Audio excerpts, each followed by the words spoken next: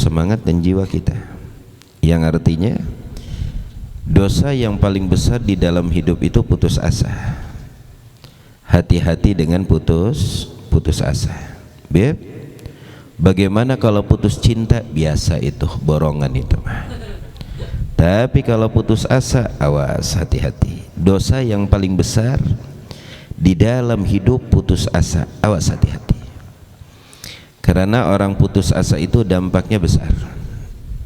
Dampak orang yang berputus asa, lihat yang pertama, akan berdampak error terhadap otak dan pikirannya, yang artinya kecerdasannya akan berkurang. Gak cukup sampai di situ, bisa berdampak lanjut stres, bahkan dilanjut majnun, gila, bahkan lebih dahsyat lagi, dia akan mendahului qada dan takdir Allah, yaitu bunuh diri. Makanya sifat putus asa dosa yang begitu besar di dalam hidup kita. Sedangkan kalau kita lihat, tidak ada dalih dan tidak ada dalil dan tidak ada alasan bagi manusia untuk putus asa, nggak ada. Dari manapun kau baca, dari sisi manapun kau baca, entah itu dalam Al-Quran, dalam Sunnah, atau kajian-kajian kitab yang ada, atau tulisan-tulisan al-hadikin, ya, orang-orang yang pintar, orang-orang yang cerdas, tidak ada dalih dan dalil, dan pula tidak ada alasan apapun untuk seorang manusia putus asa, nggak ada. Cukup dengan satu ayat yang Allah firmankan yang menunjukkan bahwa rahasia rahmat Allah itu begitu dahsyat. Rahasia kasih sayang Allah, rahmat Allah itu begitu dahsyat. Allah firmankan, ya ayyuhalladzina asrafu la taqnatu min rahmatillah. Allah tidak berkata ya ayyuhal mudhnibin, ya ayyuhal asin, hai wahai orang-orang pendosa, hai wahai orang-orang ahli maksiat. Allah sampaikan asrafu, hai orang-orang yang udah mentok dekil dosanya, la taqnatu min rahmatillah, jangan putus asa dari rahmat Allah. Allah kan asrafu. Asrafu itu artinya apa? Yang sudah berlebihan mentok. Tuh kalau gelas diisi air lebih, ente isi lagi tetap aja udah buyar.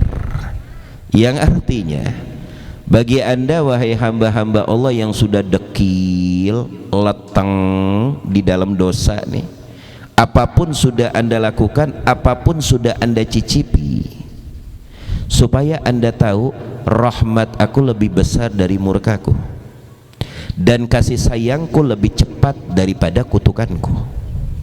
La taqnatu min rahmatillah, jangan putus asa dari rahmat Allah, kata Allah. Luar biasa. Nah ini artinya apa ikhwan? Artinya tidak ada dalih dan tidak ada alasan bagi manusia putus asa, nggak ada dalih. Putus asa di dalam menjalankan hidup, putus asa di dalam mencari jodoh, putus asa di dalam ingin menjadi baik. Kan banyak begini, udahlah gue mah susah mau baik, berarti lo ngedoain diri lo rusak, itu namanya. Paham gak? Nah ini kan ucapan-ucapan kalimat ada apa delik putus asanya. Udahlah gue nggak mungkin jadi orang baik, gue udah begini susah gue jadi orang baik, berarti anda mendoakan diri anda dan anda sudi diri anda hancur, dan emang anda sudi diri anda tergolong dari golongan orang yang tidak baik. Na'udzubillah, na'udzubillah, summa na'udzubillah. Nah maka dari itu ikhwan, putus asa dosa besar, dan putus asa penyakit yang akan berdampak penyakit-penyakit setelahnya. Lalu apa yang harus dijalankan oleh seorang hamba muslim mukmin?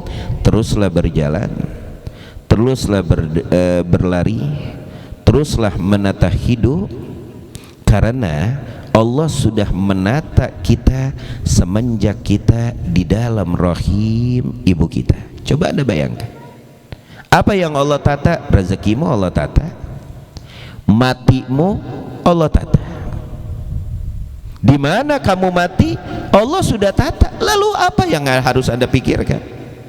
Yang harus seorang muslim mukmin pikirkan cuma satu: bagaimana terus melakukan kebaikan, atau Anda bertambah titel lalu menebarkan kebaikan.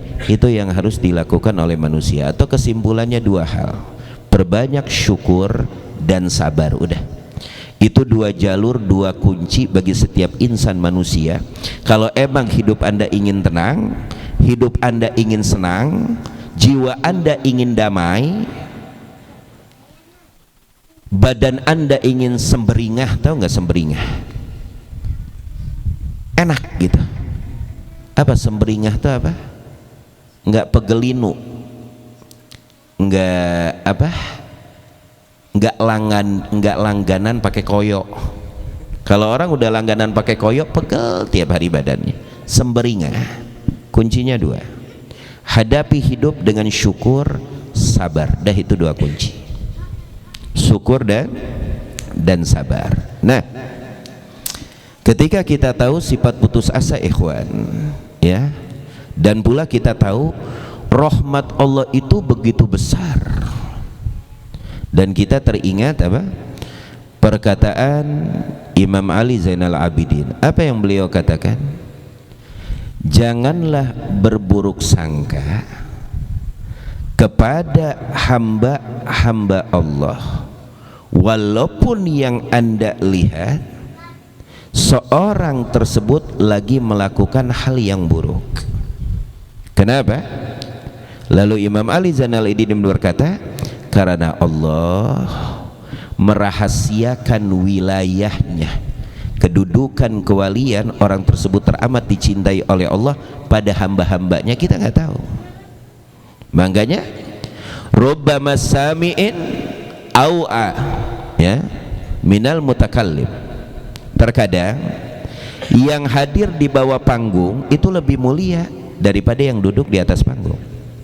Yang menyimak kedudukannya lebih tinggi daripada mutakallim yang lagi ceramah. Jadi jangan berburuk sangka kepada siapapun hamba-hamba Allah. Terkadang orang yang kita anggap kecil ternyata mutiara di hadapan Allah. Satu contoh. Siapa yang tidak kenal dengan Uwais Al-Qarani, Sayyidina Uwais Al-Qarani? Sebagian ulama berkata dari kalangan tabi'in yang paling afdol Sayyidina Uwais Al-Qarani. Kalau dari kalangan sahabat ahli sunnah wal jamaah tidak ada perbedaan sepakat setelah baginda Nabi Muhammad manusia yang paling mulia Sayyidina Abu Bakar Siddiq. Lalu setelah itu Sayyidina Umar Ibnul Khattab. Setelah Sayyidina Umar, antara Sayyidina Utsman dan Ali, di situ ada perbedaan pandangan. Ada yang berkata setelahnya Imam Ali, dan ada yang berkata setelahnya Sayyidina Utsman.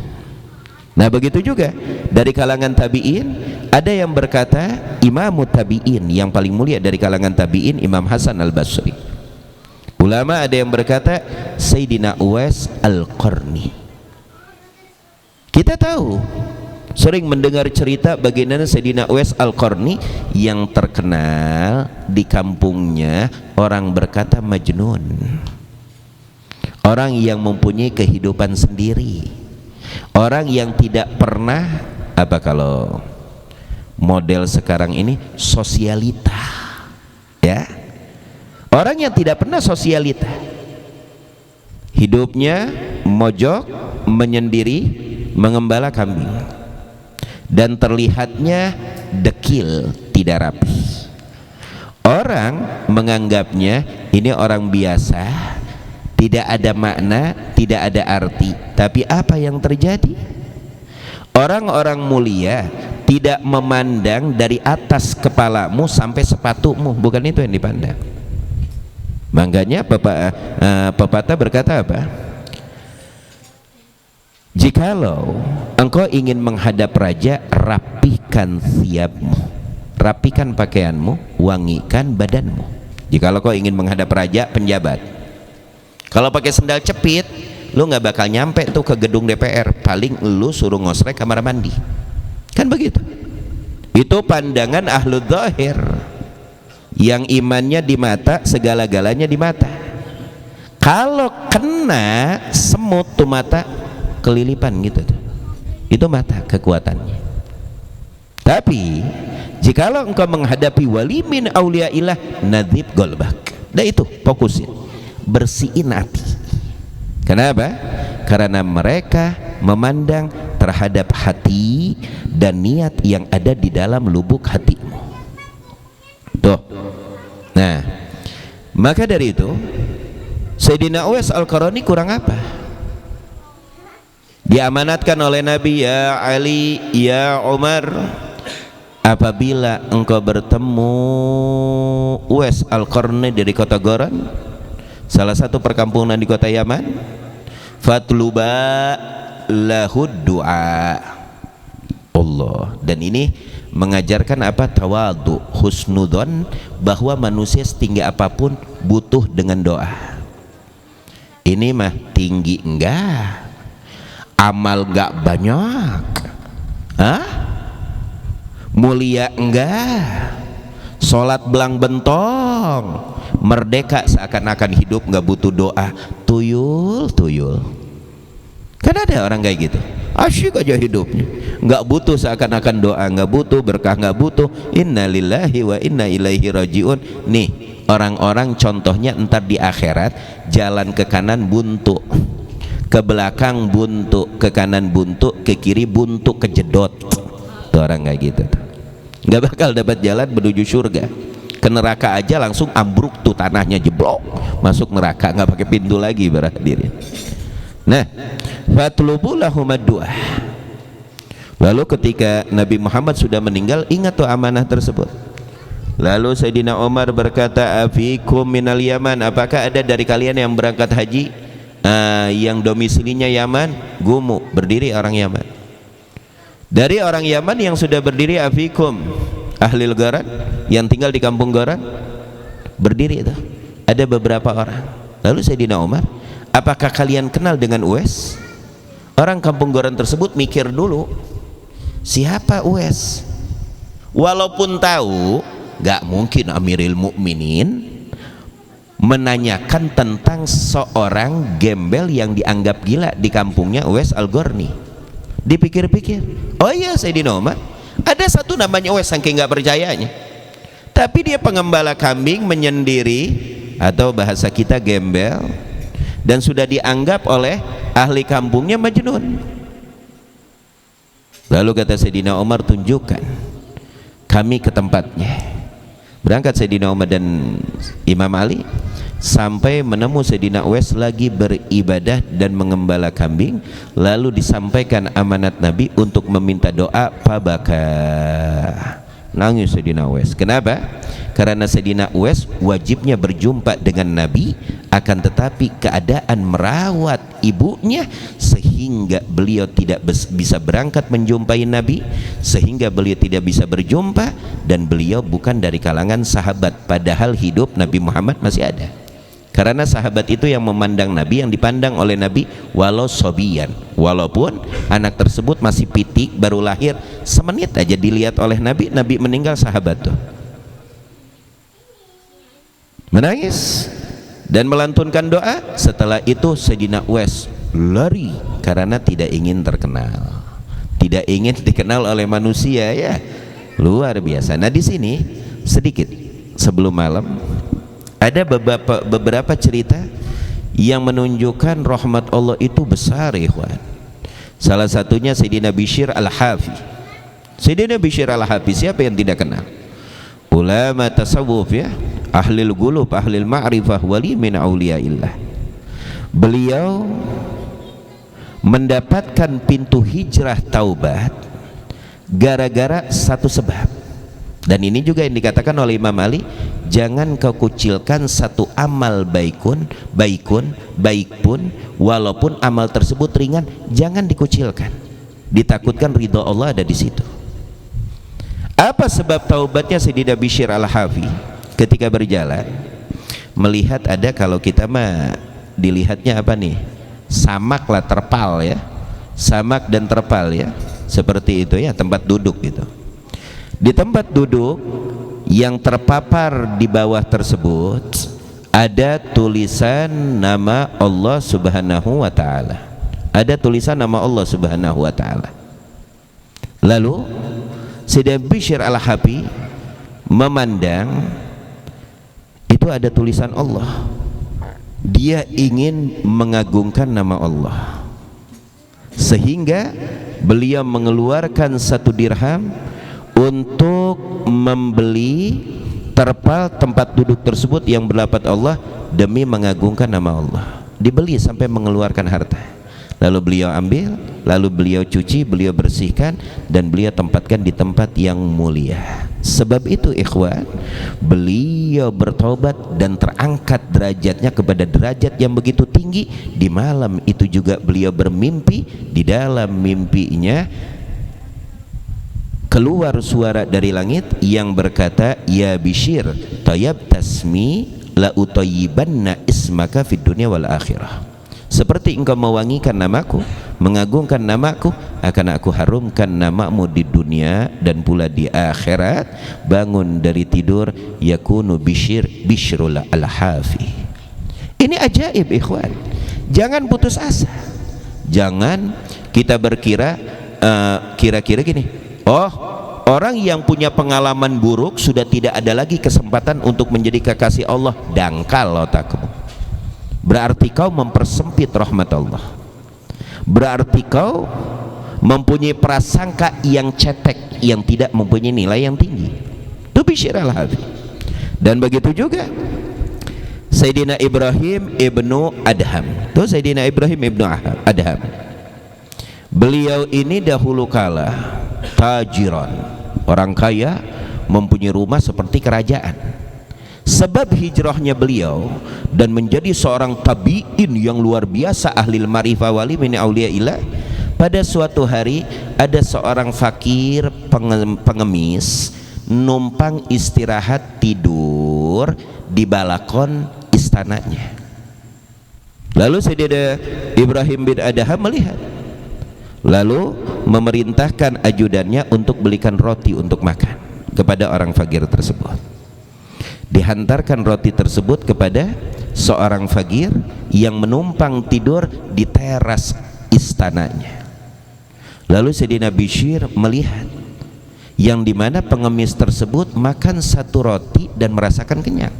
Lalu dia tidur di tataran yang penuh dengan debu dan bising, tapi tidurnya nyenyak.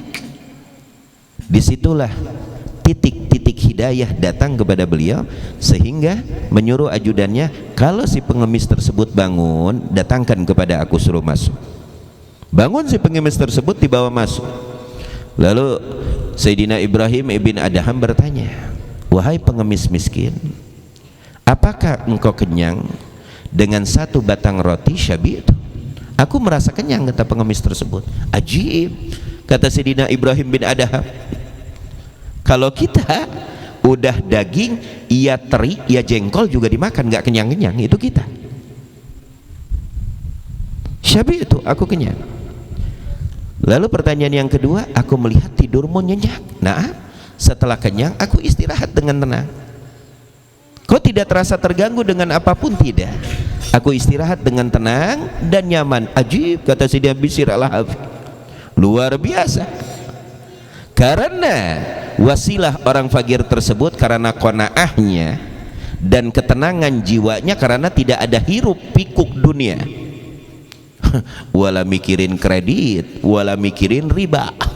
Hah? Orang kalau udah mikirin riba mukanya kayak pencut, tahu nggak? Hah? Ini utang, ini utang, ini utang. Wallah, tuh muka kayak pencut ujung teko. Gue juga nggak tahu apa artinya pencut, nggak tahu. Wallahu a'lam. Hah? Nah, lalu karena itu terikat hatinya. Kok bisa senyaman ini sedangkan aku dengan kekayaan istanaku?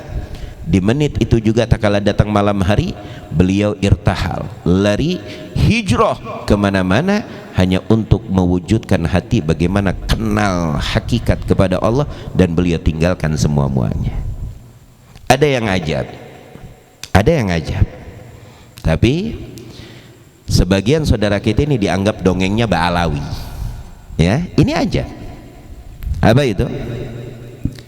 Seseorang masuk ke rumahnya Syekh Abu Bakar Adeni, Sayyidina Abu Bakar Adeni.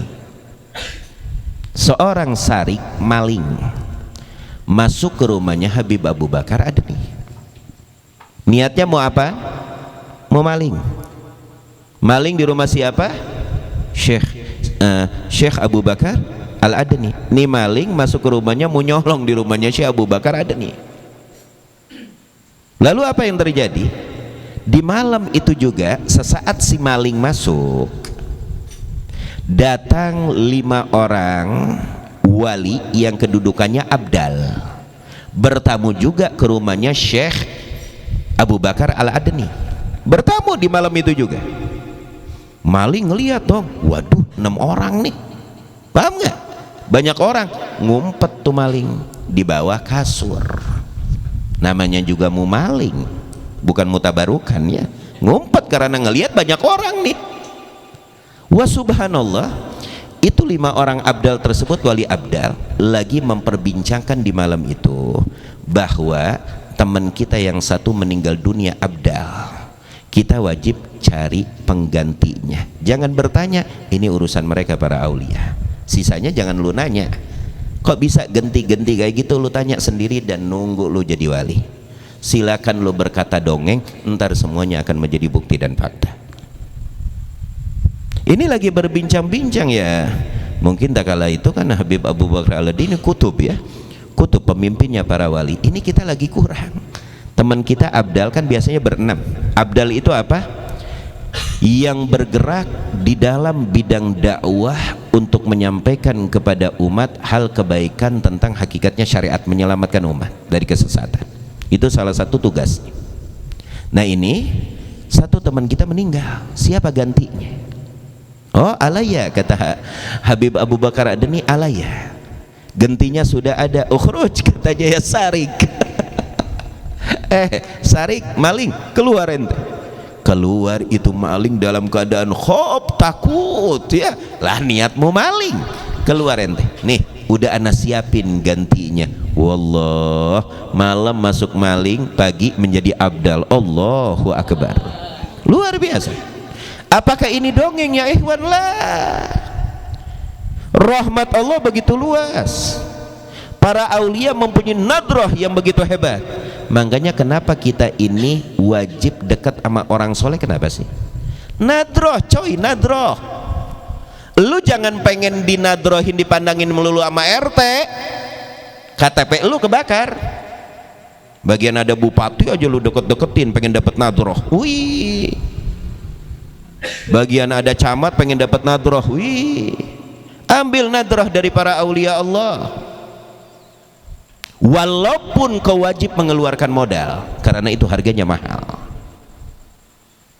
Paham tuh? Nih sudah saya siapkan data Habib Abu Bakar Adeni. Nih Sarik, wallah malam niatnya maling tuh, maling tuh niatnya udah mau maling, mau nyolong. Pagi-pagi ya kunu walian minal abdal, ngegantiin temennya jadi 6 lagi tuh wali abdal. Allahu akbar. Nah hakada ikhwan yang dimuliakan oleh Allah, yang artinya begini, jangan putus asa, jangan turunkan semangat, jalankan hidup. Semuanya sudah ditata oleh Allah. Yang dibutuhkan satu, pertama jangan putus asa, yang kedua tanamkan syukur, yang ketiga tanamkan sabar. Insya Allah semuanya akan tertata, dan hidup ini hanya lahir lalu dibungkus kembali mati, selesai. Ini cerita hidup, semuanya seperti itu. Mudah-mudahan Allah jadikan kita hamba-hambanya yang terpilih, amin ya rabbal, ya rabbal alamin, amin ya rabb. Seakan jam 10 cukup salawatnya, ntar Rabu besoknya jam 10 insyaallah. Berkah dunia dan akhirat, amin ya rabbal ya rabbal alamin. Baca ya rabbana tarafna, ya rabbana tarafna bi anna lak tarafna.